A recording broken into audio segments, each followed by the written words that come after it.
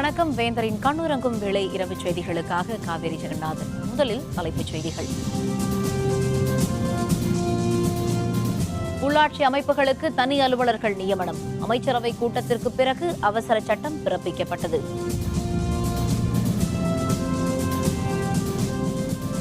காவிரி மேல்முறையீட்டு வழக்கின் தீர்ப்பு ஒத்திவைப்பு. 2000 கனஅடி தண்ணீர் திறப்பது தொடரவும் உச்சநீதிமன்றம் உத்தரவு. 3 தொகுதிகளுக்கான அதிமுக வேட்பாளர்கள் அறிவிப்பு. நெல்லித்தோப்பு வேட்பாளரும் அறிவிக்கப்பட்டார். ஏர்செல் மேக்சிஸ் முறைகேடு வழக்கு விசாரணை. 743 கோடி ரூபாய் கைமாறியதற்கான ஆதாரங்களை அளித்தது அமலாக்கத்துறை. உள்ளாட்சி அமைப்புகளுக்கு தனி அலுவலர்களை நியமிக்க வகை செய்யும் அவசர சட்டத்தை தமிழக அரசு பிறப்பித்துள்ளது. தமிழகத்தில் உள்ளாட்சித் தேர்தலை ரத்து செய்த சென்னை உயர்நீதிமன்றம் டிசம்பர் மாதம் 31ஆம் தேதிக்குள் நடத்தி முடிக்க வேண்டும் என்றும் உத்தரவிட்டது. தமிழக உள்ளாட்சி அமைப்புகளில் தேர்ந்தெடுக்கப்பட்ட மக்கள் பிரதிநிதிகளின் பதவிக்காலம் அக்டோபர் மாதம் 24ஆம் தேதியுடன் முடிவடைகிறது. இதையடுத்து உள்ளாட்சித் தேர்தலை நடத்தி முடித்து புதிய மக்கள் பிரதிநிதிகள் பொறுப்பேற்கும் வரை உள்ளாட்சி அமைப்புகளை நிர்வகிக்க தனி அலுவலர்களை நியமிக்க வகை செய்யும் அவசர சட்டம் பிறப்பிக்கப்பட்டுள்ளது. இதற்கான அவசர சட்டத்தை ஆளுநர் வித்யாசாகர் ராவ் பிறப்பித்துள்ளார். இது பற்றிய அறிவிப்பு அரசிதழிலும் வெளியிடப்பட்டது. இதன்படி 12 மாநகராட்சிகள் உள்பட அனைத்து உள்ளாட்சி அமைப்புகளுக்கும் தனி அலுவலர்கள் நியமிக்கப்படுவார்கள். உள்ளாட்சி தேர்தல் நடந்து முடிந்து புதிய மக்கள் பிரதிநிதிகள் பொறுப்பேற்கும் வரை தனி அலுவலர்கள் பணிகளை கவனிப்பார்கள். முன்னதாக தமிழக நிதியமைச்சர் ஓ பன்னீர்செல்வம் தலைமையில் இன்று காலையில் அமைச்சரவைக் கூட்டம் தலைமைச் செயலகத்தில் நடைபெற்றது. கூட்டத்தில் உள்ளாட்சி அமைப்புகளுக்கான தனி அலுவலர்கள் நியமனம் உள்பட பல்வேறு விஷயங்கள் பற்றி ஆலோசிக்கப்பட்டது. உடல்நலக்குறைவால் பாதிக்கப்பட்ட முதல்வர் ஜெயலலிதா கடந்த 22ஆம் தேதி சென்னை அப்பல்லோ மருத்துவமனையில் அனுமதிக்கப்பட்டார். அவருக்கு தொடர்ந்து சிகிச்சை அளிக்கப்பட்டு வருகிறது. இதனையடுத்து முதல்வர் நிர்வகித்து வந்த துறைகளை நிதியமைச்சர் ஓ பன்னீர்செல்வம் கவனிப்பார் என ஆளுநர் வித்யாசாகர் ராவ் அறிவித்தார். இந்நிலையில் நிதியமைச்சர் ஓ பன்னீர்செல்வம் தலைமையில் முதன்முறையாக அமைச்சரவை கூட்டம் இன்று காலை 9:30 மணியளவில் தொடங்கி 1 மணி நேரம் நடைபெற்றது.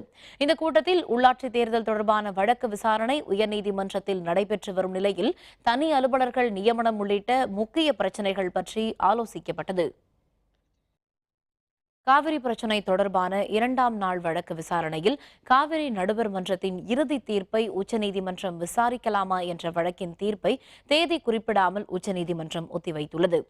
காவிரி பிரச்சினை தொடர்பான வழக்கில் நேற்று விசாரணை நடத்திய தீபக் மிஸ்ரா தலைமையிலான 3 நீதிபதிகள் அமர்வு மறு உத்தரவு வரும் வரை காவிரியில் வினாடிக்கு 2000 கனஅடி தண்ணீர் திறக்க உத்தரவிட்டது.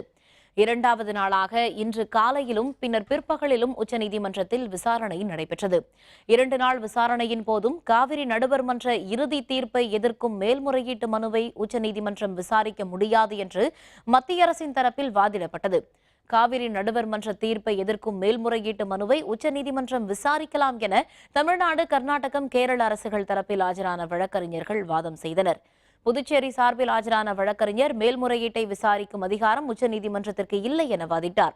அனைத்து தரப்பு வாதங்களையும் கேட்ட உச்சநீதிமன்ற அமர்வு இந்த வழக்கின் தீர்ப்பை தேதி குறிப்பிடாமல் ஒத்திவைத்து உத்தரவிட்டது. மேலும் வரும் திங்கட்கிழமைக்குள் 4 மாநில அரசுகளும் தங்களின் எழுத்துப்பூர்வமான வாதங்களை தாக்கல் செய்ய வேண்டும் என்றும் உத்தரவிட்டது. எனினும் காவிரியில் வினாடிக்கு 2000 கனஅடி தண்ணீர் திறக்கப்பட வேண்டும் என்று நேற்று பிறப்பித்த உத்தரவை தொடர்ந்து கர்நாடகம் கடைபிடிக்க வேண்டும் என்றும் உச்சநீதிமன்ற அமர்வு அறிவுறுத்தியுள்ளது. தஞ்சாவூர், அரவக்குறிச்சி, திருப்பரங்குன்றம் ஆகிய சட்டப்பேரவை தொகுதிகளில் போட்டியிடும் அதிமுக வேட்பாளர்கள் இன்று அறிவிக்கப்பட்டுள்ளனர். கடந்த மே மாதம் 16ஆம் தேதி நடைபெற்ற தமிழக சட்டப்பேரவை தேர்தலின் போது பணப்பட்டுவாடா உள்ளிட்ட பல்வேறு குற்றச்சாட்டுகள் எழுந்தன. அதன் பேரில் தஞ்சாவூர், அரவக்குறிச்சி ஆகிய 2 சட்டப்பேரவை தொகுதிகளுக்கான தேர்தலை முதலில் ஒத்திவைத்த இந்திய தேர்தல் ஆணையம் பின்னர் வாக்குப்பதிவையே ரத்து செய்து உத்தரவிட்டது. இதனிடையே தேர்தலுக்கு பிறகு திருப்பரங்குன்றம் சட்டப்பேரவை தொகுதி அதிமுக எம்எல்ஏ சீனிவேலு மரணமடைந்தார். இந்த நிலையில் தஞ்சாவூர் உள்ளிட்ட 3 சட்டப்பேரவை தொகுதிகளுக்கும் வரும் 19ஆம் தேதி தேர்தல் நடைபெறும் என்று இந்திய தேர்தல் ஆணையம் அண்மையில் அறிவித்தது.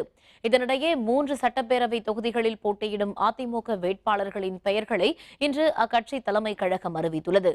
கரூர் மாவட்டம் அரவக்குறிச்சி சட்டப்பேரவை தொகுதியில் முன்னாள் அமைச்சர் வி. செந்தில் பாலாஜி போட்டியிடுகிறார். தஞ்சாவூர் சட்டப்பேரவை தேர்தலில் எம். ரெங்கசாமி வேட்பாளராக அறிவிக்கப்பட்டுள்ளார். திருப்பரங்குன்றம் சட்டப்பேரவை இடைத்தேர்தலில் ஏகே போஸ் வேட்பாளராக அறிவிக்கப்பட்டுள்ளார். புதுச்சேரி மாநிலம் நெல்லித்தோப்பு சட்டப்பேரவை இடைத்தேர்தலில் ஓம் சக்தி சேகர் அதிமுக வேட்பாளராக போட்டியிடுவார் என அறிவிக்கப்பட்டுள்ளது. அரவக்குறிச்சி மற்றும் தஞ்சாவூர் ஆகிய சட்டப்பேரவை தேர்தல்களில் ஏற்கனவே போட்டியிட்ட வேட்பாளர்களான முன்னாள் அமைச்சர் செந்தில் பாலாஜி, ரங்கசாமி ஆகியோர் மீண்டும் அதே தொகுதிகளில் போட்டியிடுகின்றனர் என்பது குறிப்பிடத்தக்கது. அரவக்குறிச்சி தொகுதி அதிமுக வேட்பாளராக அறிவிக்கப்பட்டுள்ள செந்தில் பாலாஜி பற்றிய விவரங்களை இப்போது பார்க்கலாம். கரூர் மாவட்டம் அரவக்குறிச்சி தொகுதி அதிமுக வேட்பாளராக மீண்டும் போட்டியிடும் செந்தில் பாலாஜிக்கு வயது 41. கரூர் அருகே உள்ள ராமேஸ்வரப்பட்டியைச் சேர்ந்த இவர் அரசு கலைக்கல்லூரியில் பிகாம் படித்தவர். அதிமுகவில் மாணவரணி இணைச் செயலர், மாணவரணி செயலர், மாவட்ட செயலர் உள்ளிட்ட பொறுப்புகளை வகித்துள்ளார். 1996, 2001 ஆண்டுகளில் கரூர் ஒன்றிய குழு உறுப்பினராகவும், 2006, 2011 ஆண்டுகளில் கரூர் பேரவை உறுப்பினராகவும் இருந்தவர். 2011 ஆண்டு தேர்தலில் வெற்றி பெற்று போக்குவரத்து துறை அமைச்சராக இருந்த செந்தில் பாலாஜி கடந்த மே மாதம் அறிவிக்கப்பட்ட தேர்தலிலும் அரவக்குறிச்சி தொகுதி வேட்பாளராக அறிவிக்கப்பட்டவர். தஞ்சாவூர் தொகுதியின் அதிமுக வேட்பாளராக அறிவிக்கப்பட்டுள்ள எம் ரங்கசாமி பற்றிய விவரங்களை இப்போது பார்க்கலாம். 60 வயதாகும் எம் ரங்கசாமி தஞ்சாவூர் மாவட்டம் பாபநாசத்தை அடுத்த மலையர்நத்தத்தில் பிறந்தவர். பிஎஸ்சி, பிஎல் படிப்பை முடித்துள்ள அவர் 1972 ஆண்டு முதல் அதிமுகவில் பணியாற்றி வருகிறார். 1996 முதல் 2001 வரை ஒன்றிய குழு உறுப்பினர், 1996 முதல் 2000 வரை விவசாய பிரிவு செயலராகவும் பணியாற்றிய அவர் 26 ஆண்டுகள் கிளை செயலராக இருந்துள்ளார். 2000 ஆண்டு முதல் தஞ்சை வடக்கு மாவட்ட செயலராக உள்ள ரங்கசாமி 2006 ஆண்டு பேரவைத் தேர்தலில் போட்டியிட்டு தோல்வியடைந்தார். எனினும் 2011 ஆண்டு தேர்தலில் வெற்றி பெற்று பேரவை உறுப்பினரானார். திருப்பரங்குன்றம் சட்டப்பேரவை தொகுதியில் அதிமுக சார்பில் ஏகே போஸ் போட்டியிடுகிறார். 65 வயதான அவர் MA பட்ட மேற்படிப்பு படித்துள்ளார். 1972 ஆண்டில் அதிமுக பொதுக்குழு உறுப்பினராக பதவி வகித்த ஏகே போஸ் 2003 ஆண்டில் மதுரை மாநகர மாவட்ட செயலராகவும் பொறுப்பு வகித்தார். 2004 ஆண்டில் மக்களவைத் தேர்தலில் அதிமுக சார்பில் போட்டியிட்ட அவர் அப்போதைய தேர்தலில் தோல்வியடைந்தார். பின்னர் 2006 ஆண்டு நடைபெற்ற சட்டப்பேரவை தேர்தலில் திருப்பரங்குன்றம் தொகுதியில் போட்டியிட்டு அவர் MLA-வானார். 2011 ஆண்டு சட்டப்பேரவை தேர்தலில் மதுரை வடக்கு தொகுதியில் அதிமுக சார்பில் போட்டியிட்டு MLA-வானார். தற்பொழுது அதிமுகவில் எந்த பொறுப்பிலும் ஏகே போஸ் இல்லை. அவருக்கு 2 மகன்கள், 2 மகள்கள் உள்ளனர். புதுச்சேரி மாநிலம் நெல்லித்தோப்பு தொகுதியில் போட்டியிடும் அதிமுக வேட்பாளர் ஓம் சக்தி சேகர் பற்றிய விவரங்களை இப்போது பார்க்கலாம். புதுச்சேரி மாநிலம் நெல்லித்தோப்பு தொகுதியில் போட்டியிடும் அதிமுக வேட்பாளர் ஓம் சக்தி சேகருக்கு அதே தொகுதியில் மீண்டும் போட்டியிட அதிமுக வாய்ப்பு வழங்கியுள்ளது. 2016 ஆண்டு பேரவைத் தேர்தலில் காங்கிரஸ் கட்சியின் வேட்பாளர் ஜான்குமாரிடம் வெற்றி வாய்ப்பை இழந்தவர் ஓம் சக்தி சேகர். முதல்வர் நாராயணசாமியை எதிர்த்து போட்டியிடும் இவர் முன்னாள் ராணுவ வீரர் ஆவார். ஏற்கனவே இவர் 2 முறை பேரவை உறுப்பினராகவும் இருந்துள்ளார். திமுக MLA-க்கள் இடைநீக்கம் செய்யப்பட்டது தொடர்பாக தொடரப்பட்ட வழக்கு விசாரணையை அடுத்த மாதம் 9ஆம் தேதிக்கு ஒத்திவைத்து சென்னை உயர்நீதிமன்றம் உத்தரவிட்டது. பேரவை உறுப்பினர்களை வெளியேற்றும் சட்டப்பேரவை விதி எண் 161 தவறாக பயன்படுத்துவதாக கூறி எதிர்க்கட்சித் தலைவர் மு க ஸ்டாலின் சார்பாக உயர்நீதிமன்றத்தில் வழக்கு தொடரப்பட்டது. இந்த வழக்கு தலைமை நீதிபதி SK கவுல், நீதிபதி மகாதேவன் ஆகியோர் முன்னிலையில் இன்று விசாரணைக்கு வந்தது. இந்த வழக்கு தொடர்பாக பேரவைச் செயலர் ஜமாலுதீன் பதில் மனு தாக்கல் செய்த நிலையில் இதுகுறித்து திமுக தரப்பு 3 வார காலத்திற்கு விளக்கம் அளிக்க அவகாசம் தரப்பட்டது. இதனையடுத்து வழக்கின் விசாரணையை டிசம்பர் 9ஆம் தேதிக்கு ஒத்திவைத்து நீதிபதிகள் உத்தரவிட்டனர். தில்லி CBI நீதிமன்றத்தில் இன்று 2வது நாளாக நடைபெற்ற ஏர்செல் மேக்சிஸ் வழக்கு விசாரணையின் போது சன் குழுமத்திற்கு முறைகேடாக 743 கோடி ரூபாய் கைமாறியதற்கான ஆதாரங்களை அமலாக்கத்துறை சமர்ப்பித்தது. முன்னாள் மத்திய அமைச்சர் தயாநிதி மாறன் பதவியை தவறாக பயன்படுத்தி ஏர்செல் மேக்சிஸ் பங்கு பரிமாற்றத்திற்கு சன் குழுமத்திற்கு உதவியதாக தொடரப்பட்ட வழக்கு தில்லி CBI நீதிமன்றத்தில் நடைபெற்று வருகிறது. இந்த வழக்கு விசாரணை கலாநிதி மாறன், தயாநிதி மாறன் மற்றும் காவேரி கலாநிதி மாறன் ஆகியோர் நேற்று ஆஜராகினர். நீதிபதி OP ஷைனி முன்னிலையில் நடைபெற்ற விசாரணையின் போது CBI தரப்பில் வழக்கறிஞர் ஆனந்த் குரோவர் ஆஜராகி வாதங்களை முன்வைத்தார். இந்நிலையில் இன்று 2வது நாளாக CBI நீதிமன்றத்தில் மூவரும் ஆஜராகிய நிலையில் குற்றம் சாட்டப்பட்டவர்கள் மீது குற்றங்களை பதிவு செய்வது தொடர்பான விசாரணை நடைபெற்றது. அப்போது சன் குழுமத்திற்கு முறைகேடாக 743 கோடி ரூபாய் கைமாறியதற்கான கட்டுக்கட்டான ஆதாரங்களை அமலாக்கத்துறையினர் சிபிஐ நீதிமன்றத்தில் சமர்ப்பித்தனர். இதையடுத்து குற்றவாளிகள் தரப்பு வாதம் நாளை நடைபெறும் என கூறிய நீதிபதி வழக்கு விசாரணையை நாளைக்கு ஒத்திவைத்தார். மலையாள நடிகரும் மாநிலங்களவை உறுப்பினருமான சுரேஷ் கோபி இன்று பாரதிய ஜனதா கட்சியில் இணைந்தார். நடிகர் சுரேஷ் கோபி 200க்கும் மேற்பட்ட மலையாள மொழி திரைப்படங்களில் நடித்தவர். 1998ஆம் ஆண்டு களியாட்டம் படத்தில் நடித்ததற்காக சிறந்த நடிகருக்கான தேசிய விருது உள்பட பல விருதுகளை பெற்றவர். தமிழிலும் இயக்குநர் சங்கர் இயக்கிய திரைப்படம் உள்ளிட்ட சில திரைப்படங்களில் நடித்திருக்கிறார். அரசியலில் ஆர்வம் காட்டி வந்த அவருக்கு கடந்த 2014ஆம் ஆண்டு மக்களவைத் தேர்தலில் திருவனந்தபுரம் தொகுதியில் போட்டியிட பாரதிய ஜனதா அழைப்பு விடுத்திருந்தது. அவர் போட்டியிட மறுத்த நிலையில் கடந்த ஏப்ரல் மாதம் அவர் மத்திய அரசால் மாநிலங்களவை உறுப்பினராக நியமிக்கப்பட்டார். இந்நிலையில் தில்லியில் மத்திய அமைச்சர் முக்தார் அப்பாஸ் நக்வி மற்றும் கட்சியின் பொதுச் செயலர் பூபேந்தர் யாதவ் முன்னிலையில் சுரேஷ் கோபி பாரதிய ஜனதா கட்சியில் இணைந்தார். அவருக்கு முக்தார் அப்பாஸ் நக்வியும் யாதவும் இனிப்பு வழங்கி வாழ்த்தி வரவேற்றனர். இந்தியா மற்றும் மியான்மரின் எல்லை பாதுகாப்பை பலப்படுத்துவதில் இரு நாடுகளும் இணைந்து செயலாற்ற முடிவெடுத்துள்ளதாக பிரதமர் நரேந்திர மோடி தெரிவித்துள்ளார். கோவாவில் நடைபெற்ற பிரிக்ஸ் மாநாட்டில் பங்கேற்பாளராக கலந்து கொண்ட மியான்மர் நாட்டு தலைவர் ஆங் சாங் சூகி தில்லியில் குடியரசுத் தலைவர் பிரணாப் முகர்ஜி, மத்திய அமைச்சர்கள் நிர்மலா சீதாராமன், சுஷ்மா ஸ்வராஜ் ஆகியோரை சந்தித்து பேசினார். தமது 3 நாள் பயணத்தின் நிறைவாக பிரதமர் நரேந்திர மோடியை ஆங் சாங் சூகி இன்று சந்தித்து முக்கிய பேச்சுவார்த்தை நடத்தினார். பின்னர் இரு நாட்டு தலைவர்களும் இணைந்து செய்தியாளர்களை சந்தித்தனர். அப்போது பிரதமர் நரேந்திர மோடி இந்தியாவும் மியான்மரும் எல்லை பாதுகாப்பு, இருநாட்டு வளர்ச்சி உள்ளிட்ட பல்வேறு துறைகளில் மேம்பாடுக்கான இணைந்து செயலாற்றும் என தெரிவித்தார். இதனைத் தொடர்ந்து பேசிய ஆங் சாங் சூகி கூட்டாட்சி முறையில் நீண்டகால அனுபவம் கொண்ட நாடு இந்தியா என தெரிவித்தார்.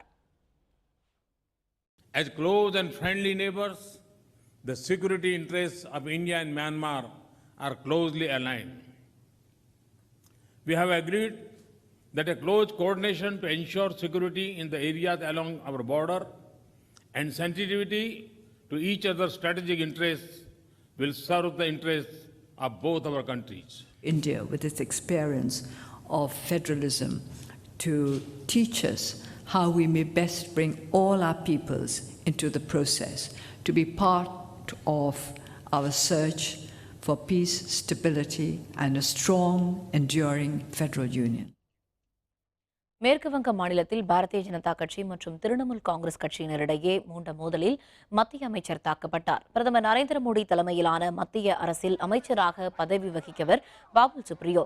இவர் மேற்குவங்க மாநிலம் அசன்ஸ் நகரில் இன்று நடைபெற்ற பாரதிய ஜனதா கட்சியின் நிர்வாகிகள் கூட்டத்தில் கலந்து கொண்டார்.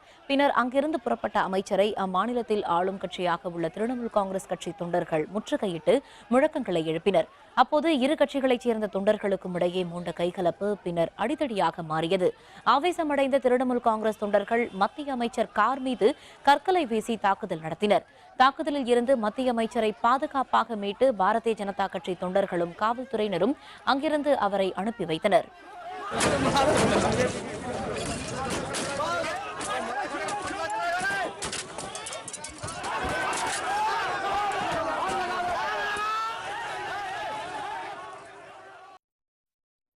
பொன்மலையில் டெங்கு காய்ச்சல் பாதிப்பு, ரயில்வே தொழிலாளர்களுக்கு சிகிச்சை. விவரம் விளம்பர இடைவேளைக்கு பிறகு.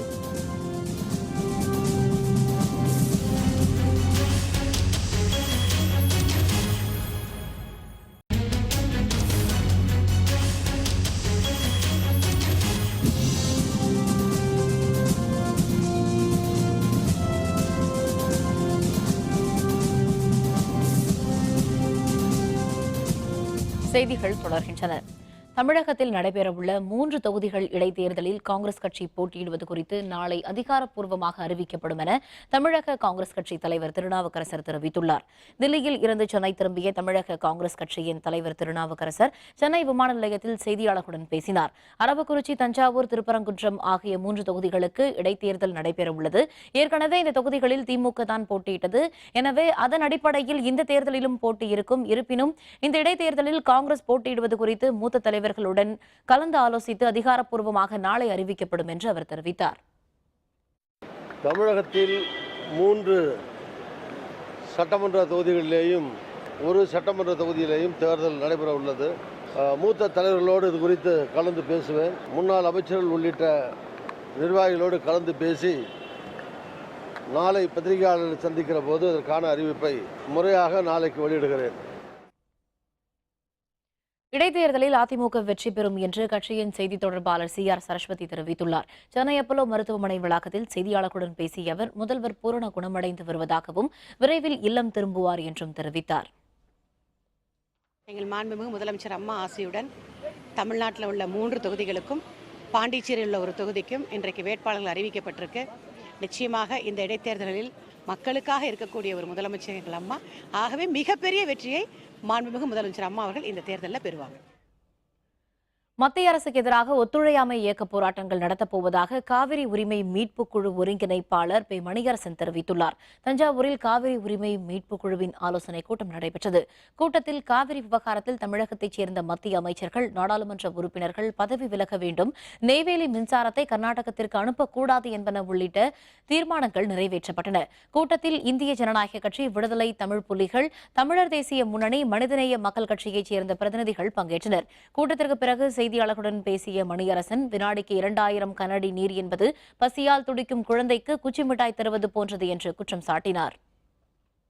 இந்திய அரசுக்கு எதிராக தமிழ்நாட்டு உரிமைகளை பறித்து கொடுக்க துடிக்கும் இந்திய அரசுக்கு எதிராக தமிழ் மக்கள் ஒத்துழையாமை இயக்கம் நடத்துவது என்று முடிவு செய்திருக்கிறோம்.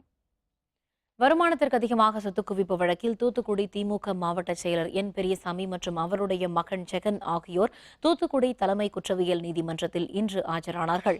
கடந்த 1996, 2001ஆம் ஆண்டு திமுக ஆட்சிக் காலத்தில் தூத்துக்குடி மாவட்ட செயலர் என் பெரியசாமி, பஞ்சாயத்து தலைவராக இருந்த மகள் கீதா ஜீவன் ஆகியோர் வருமானத்திற்கு அதிகமாக சொத்து சேர்த்ததாக லஞ்ச ஒழிப்புத்துறையினர் கடந்த 2002ஆம் ஆண்டில் வழக்கு பதிவு செய்தனர். இந்த வழக்கில் மாவட்ட செயலர் என் பெரியசாமி, அவரது மனைவி எபனேசர், மகன்கள் ராஜா, ஜெகன், மகள் கீதா ஜீவன், மருமகன் ஜீவன் ஜேக்கப் ஜெயக்குமார் ஆகிய 6 பேர் மீது வழக்கு பதிந்து 2003ஆம் ஆண்டு குற்றப்பத்திரிகை நகல் வழங்கப்பட்டது. இந்த வழக்கு விசாரணைக்காக தூத்துக்குடி மாவட்ட தலைமை குற்றவியல் நீதிமன்றத்தில் திமுக மாவட்ட செயலர் பெரியசாமி, அவரது மகன் ஜெகன் ஆகியோர் இன்று ஆஜரானார்கள். கீதா ஜீவன் உள்ளிட்ட 4 பேர் ஆஜராகவில்லை. எனவே இந்த வழக்கு விசாரணையை நவம்பர் 16ஆம் தேதிக்கு ஒத்திவைக்க நீதிபதி உத்தரவிட்டுள்ளார். இடைத்தேர்தல் அறிவிப்பை அடுத்து தஞ்சாவூரில் 7 இடங்களில் தற்காலிக சோதனை சாவடி அமைத்து வாகனங்கள் காவல்துறையினர் தீவிர வாகன சோதனையில் ஈடுபட்டுள்ளனர். தஞ்சாவூரில் இடைத்தேர்தலை ஒட்டி மொத்தம் 276 வாக்குச்சாவடி மையங்கள் அமைக்கப்பட உள்ளன. இந்நிலையில் தேர்தலை கண்காணிக்க 6 பறக்கும் படைகளும் 3 நிலையான குழுக்களும் 3 வீடியோ கண்காணிப்பு குழுக்களும் நியமிக்கப்பட்டு கண்காணிக்கப்பட்டு வருகின்றன. மேலும் பணப்பட்டுவாடாவை தவிர்க்க வாகன சோதனை தொடங்கி நடைபெற்று வருகிறது. இதனால் தஞ்சைக்கு வரும் வாகனங்கள் அனைத்தும் தீவிர சோதனைக்கு பின்னரே அனுமதிக்கப்படுகின்றன. இதற்காக நகரை சுற்றி மருத்துவக் கல்லூரி சாலை, நாஞ்சிக்கோட்டை, மாவட்ட ஆட்சியர் அலுவலகம் என 7 இடங்களில் தற்காலிக சோதனை சாவடிகள் அமைக்கப்பட்டுள்ளன. தேர்தலுக்காக தேர்தல் ஆணையம் செய்த பெருமளவிலான செலவு வீணாக போய் நிற்கிறது. தேர்தலில் போட்டியிடுகிற அனைத்து வேட்பாளர்களையும் அழைத்து பேசி பணத்துக்காக வாக்கு செலுத்தாத ஒரு நிலைமையை தேர்தல் ஆணையம் உறுதிப்படுத்த வேண்டும் என்பது எங்களுடைய எதிர்பார்ப்பு. தீபாவளி திருநாளன்று பட்டாசுகளை வெடிப்பதில் அனுமதிக்கப்பட்ட ஒலி அளவை மீறினால் நடவடிக்கை எடுக்கப்படும் என்று பசுமை தீர்ப்பாய நீதிபதி ஜோதிமணி தெரிவித்துள்ளார். சென்னை அரும்பாக்கத்தில் உள்ள பசுமை தீர்ப்பாய அலுவலகத்தில் செய்தியாளர்களுடன் பேசிய அவர் இதனை தெரிவித்தார். மேலும் வரும் 22, 23 தேதிகளில் சென்னையில் தென்மண்டல மாசு கட்டுப்பாட்டு வாரியங்கள் கலந்து கொள்ளும் மாநாடு நடைபெற உள்ளதாகவும் ஜோதிமணி தெரிவித்தார். இந்த மாநாட்டில் சுற்றுச்சூழல் பாதுகாப்பு, திடக்கழிவு மேலாண்மை, தொழிற்சாலை கழிவு மேலாண்மையை கட்டுப்படுத்துவது குறித்து தீர்மானங்கள் எடுக்கப்பட உள்ளதாக மேலும் அவர் தெரிவித்தார். மாசு கட்டுப்பாடு வாரியம் ஏற்கனவே கைட்லைன்ஸ் கொடுத்துருக்குறாங்க. தீபாவளிக்கு என்னென்ன வகையான பட்டாசுகள் இது பண்ணலாம், என்ன சவுண்டு இது என்ன இது பண்ணலாம்லாம் கொடுத்துருக்குறாங்க. அதன்படி தான் நடக்கணும். அதுபடி நடக்காத பட்சத்தில் யாரோ கோர்ட்டுக்கு வந்தாங்கன்னா நாங்கள் அதை எடுத்துக்கொள்வோம். இண்டிவிஜுவல் கேஸில் அதை எடுத்துக்கொள்வோம். கன்னியாகுமரி மாவட்டம் தேங்காய்பட்டினம் அருகே இரு பிரிவினருக்கிடையே ஏற்பட்ட மோதலில் வெடிகுண்டு வீசி தாக்குதல் நடைபெற்றது. இதில் காயமடைந்தவர்கள் மருத்துவமனையில் அனுமதிக்கப்பட்டுள்ளனர். கன்னியாகுமரி மாவட்டத்தில் உள்ள கடற்கரை கிராமம் ராமன்துறை. இங்கு வசிக்கும் மீனவர்களான வளன், ஜான்போஸ்கோ ஆகிய இருவருக்கிடையே அடிக்கடி கோஷ்டி மோதல் இருந்து வந்தது. திடீரென இரு கோஷ்டியினரும் மோதிக்கொண்டதில் ஒருவருக்கொருவர் கையெறி குண்டுகளை வீசி தாக்கியுள்ளனர். இந்த தாக்குதலில் பலர் காயமடைந்து ஆசாரிப்பள்ளம் மருத்துவமனையில் சிகிச்சைக்காக அனுமதிக்கப்பட்டுள்ளனர். ராமன்துறை கிராமத்தில் தற்பொழுது பலத்த போலீஸ் பாதுகாப்பு போடப்பட்டுள்ளது. அங்கே நடந்த சம்பவத்தை எங்களுக்கு எந்த விதமான சம்பந்தமே இல்லை. எங்கள் வீட்டில் வந்து எங்களை எல்லாம் அடித்து துன்புறுத்தி எங்கள் சகோதரத்தை கொண்டு போனாங்க. 4-5 மணி இருக்கும். அந்த நேரம் ஒரு பாம்பை போட்டானுங்க. போலீஸார் வந்தாங்க. வந்து எங்கள் பேரில் ஒரு நடவடிக்கை எடுக்க அவங்க சொல்கிறத கேட்டு எங்களை தான் போட்டு துன்புறுத்துவாங்க. திருச்சியில் டெங்கு காய்ச்சலால் பாதிக்கப்பட்ட பொன்மலை ரயில்வே பணிமனை தொழிலாளர்கள் உள்பட 12 பேருக்கு ரயில்வே மருத்துவமனையில் தீவிர சிகிச்சை அளிக்கப்பட்டு வருகிறது. திருச்சியில் உள்ள பொன்மலை ரயில்வே பணிமனையில் 4000த்திற்கும் மேற்பட்ட தொழிலாளர்கள் பணிபுரிந்து வருகின்றனர். இதில் வட மாநிலங்களைச் சேர்ந்த சந்தோஷ்குமார் யாதவ், அமர் சிங் மகேந்தர் உள்பட 10 தொழிலாளர்களும் தமிழகத்தைச் சேர்ந்த பிரேம்குமாரும் டெங்கு காய்ச்சலால் பாதிக்கப்பட்டுள்ளனர். மேலும் 12ஆம் வகுப்பு மாணவர் ராஜேஷ் என்பவரும் டெங்குவால் பாதிக்கப்பட்டுள்ளது தெரியவந்துள்ளது. மருத்துவ ஆய்வில் கண்டறியப்பட்டுள்ளது. நோய் தாக்குதலுக்குள்ளான 12 பேரும் பொன்மலையில் உள்ள மருத்துவமனையில் அனுமதிக்கப்பட்டுள்ளனர். அங்கு அவர்களுக்கு தீவிர சிகிச்சை பிரிவு வழங்கப்பட்டு வருகிறது.